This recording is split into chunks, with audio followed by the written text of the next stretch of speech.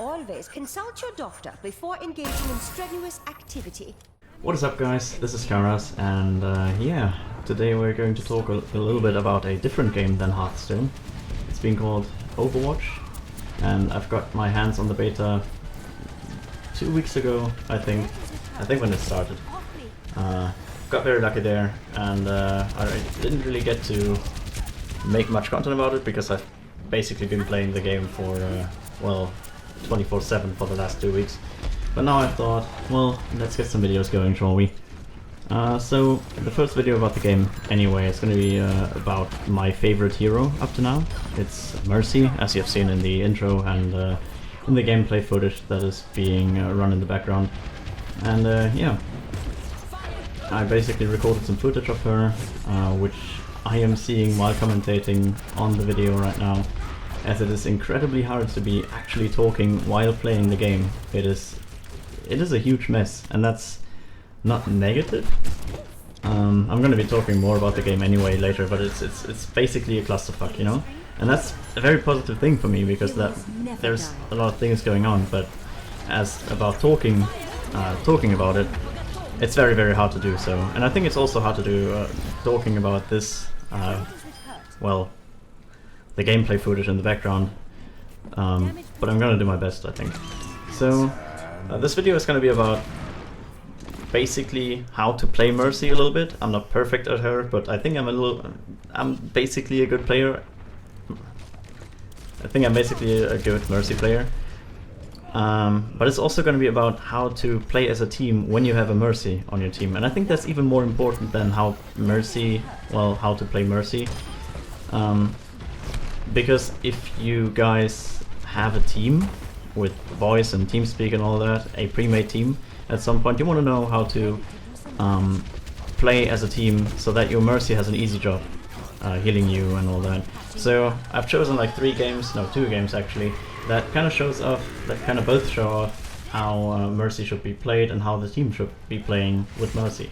The first example, like the first clip in the background right now, is basically a tactic that our 2 tanks, our 2 Zaryas, came up with. They thought, well, let's test double Zarya and see what's going on. And so our team chose to play a very, well, no snipers, a very offensive tactic. Like, we have a lot of heroes that are basically on a clump together, and we were really lucky that our opponents didn't have many AoE heroes like double Pharah and stuff like that, because that wrecks us with this lineup.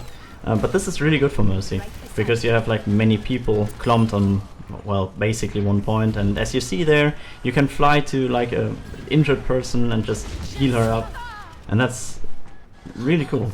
That's really cool to do. If you always have a teammate near you, and with this lineup that's basically possible, then you can basically wreck the enemy team as Mercy, which I am kind of doing there, although like the other people are doing all the work, but a well-distributed damage buff and heal can really, well, do a lot of damage to the opponent's team.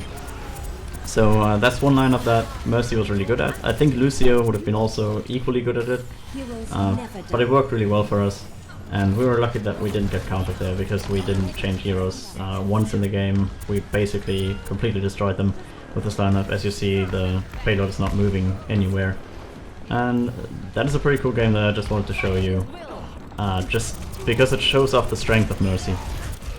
What you can see there is, well, you can also see me shooting some people when there's an ult and nobody's shooting at him, because, well, you can also kill people very effectively with Mercy. But what you're basically seeing there, if you are good at distributing a damage buff, and that's something I'm going to emphasize on later, then you can really carry your team.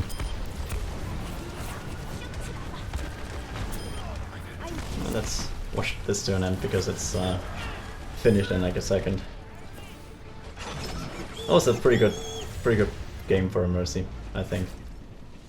It could have been even better if you had Pharah in your team, because Pharah is something that really amplifies Mercy, as she can fly with her. Her shift ability is basically flying to an allied character. So if you have a Pharah that flies with Mercy all over the battleground, that's really hard to hit. And Mercy has some sick mobility if your team is basically working with her. And that's something that I really want to tell you. That's something that falls under the category of playing well with a Mercy in your team, is that you always want to have her in line of sight. You want to make sure that Mercy can use you to get out of danger, that Mercy can use you to get to a very good spot. That was a sniper over there. That was really really good that I didn't get insta-killed there. Although I have like 200 HP, so I'm not insta-killed by a sniper, but just to say that. He tried to jump over there, that didn't quite work. Whatever. You always want to have someone in range. I was really lucky that the Bastion didn't see me, I could have died there. Wasn't that much of a good choice, but yeah, you always want to have something in range. You always, what you can also do, what you're seeing here, you can push with like a Soldier 76, with a Pharah, or with a tank over a side. You can just buff them up, and you can basically wreck everybody who is in your way, if they do not pay enough attention to you. So that's how we actually captured the point here. I went with our Soldier 76 through the side, and we killed 2 people, and that's how you easily take a point there. Sniper is still around, but not defending the point, and that's how we actually got that.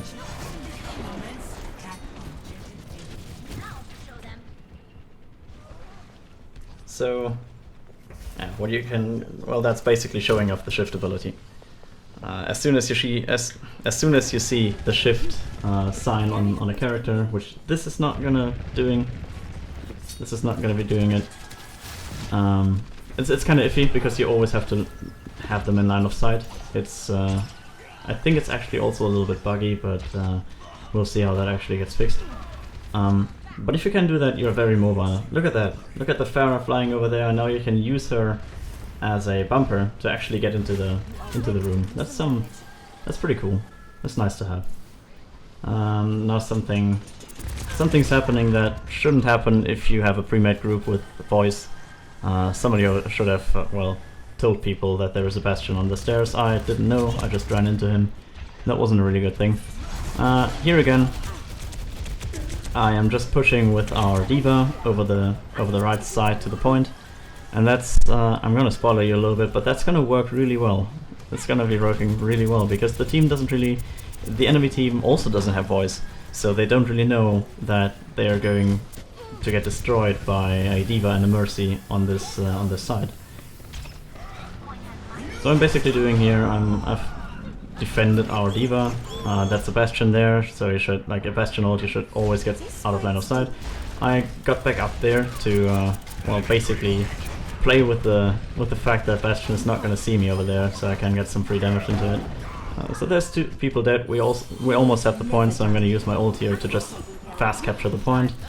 I'm going to get killed by a Widowmaker over there, but Widowmaker is not doing a good job at defending the point, so we capture that. That's basically showing off the strength of this character. If you can push with somebody over a side, then it's easy to take a point if the opponent's team doesn't counter that play. It's gonna be hard, it's gonna be easy to counter that play if you have voice. But yeah, that's something you can do in the beta, and that's something that, well, Mercy really excels on. Here in this game that I'm showing you, we have actually 2 Mercies, because, well, another person also wanted to play Mercy, and I said to myself, why not? Let's try that again. So, yeah, we have 2 Mercies, and we'll see how that plays off, because it's a very, very different gameplay for a Mercy if you have 2 Mercies, because you have 2 Mercy ults. That is something that you need to be careful with. You need to know when the other Mercy has the ult, and when you don't have to get into the group to cast your ult. That is something that's going to be interesting later on, when there is a mistake by me, which I'm going to explain then. Here we actually get kind of shafted in this room, but as we're 2 Mercies here, we kind of get out of it. It's not fun, but, well, you have to work with what you got. 2 people died there. At this point, the other Mercy is using his ult, so I don't have to do that.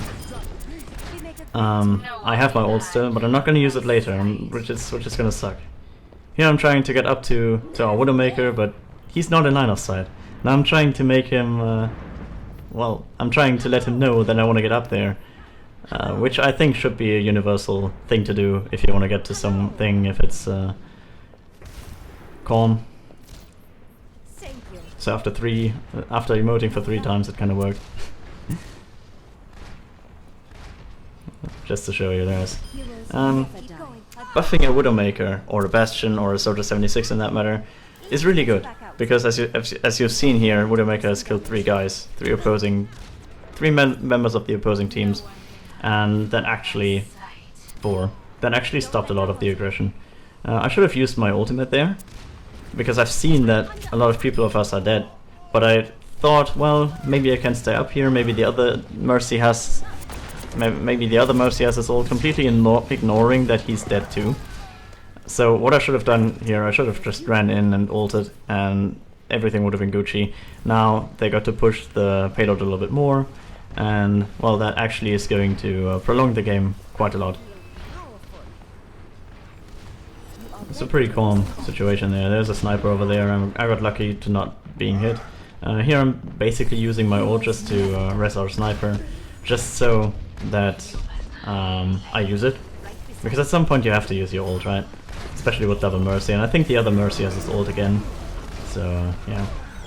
Fast cutting to another point in the game, because that was a pretty boring game in the mid part. It wasn't really back and forth. We were getting destroyed as soon as we got in there to defend the game. So the last stand is the really interesting thing. And look how Mercy can get up to that position with McCree in there, if he's positioned correctly. You know, that's pretty cool. That's a pretty cool thing to do as Mercy. Mercy is really mobile if your team is working with you. And if you have voice, it's going to be really easy to work with your team. If your team is pretty decent, it's also going to be easy. And that was pretty late to kill that. And I think Mercy is going to be very strong, if not overpowered, if your team is working with you. Just to put a case in point, like flying over the entire map, it's pretty good. Also buffing a Bastion here is like the best thing you can do as a Mercy. He basically got double buff. I don't know if that stacks. I have no idea, but it if it does, that's pretty good. Basically always buffing Bastion if they get in there, and healing him up if he gets well, killed by a Pharah is the best thing you can do in this position, because it's like Bastion is the best character or the best hero at defending stuff if he if his position is good, and if he doesn't get wrecked by a Tracer or a Reaper from behind. So if he doesn't get killed and you can heal him and buff him, that's something that you should always do as a Mercy. Here I'm just flying through the battlefield, trying to buff and heal everybody, and yeah, it's a pretty good thing. There's no better way to end the video with a sick double Mercy ult, as seen there. I don't think double Mercy is going to be viable in competitive game, but it was really, really fun. So to recap, if your team has a Mercy, try always to be in line of sight to your Mercy player. Try always to work with your Mercy, try to defend him, because Mercy is really weak at a 1v1. And yeah, that's it for one. I'm gonna be making more videos of this kind and a little bit of montages, I think, because I have some really sick things to show you over the next few months and weeks and all that. So stay tuned for that, and see you later.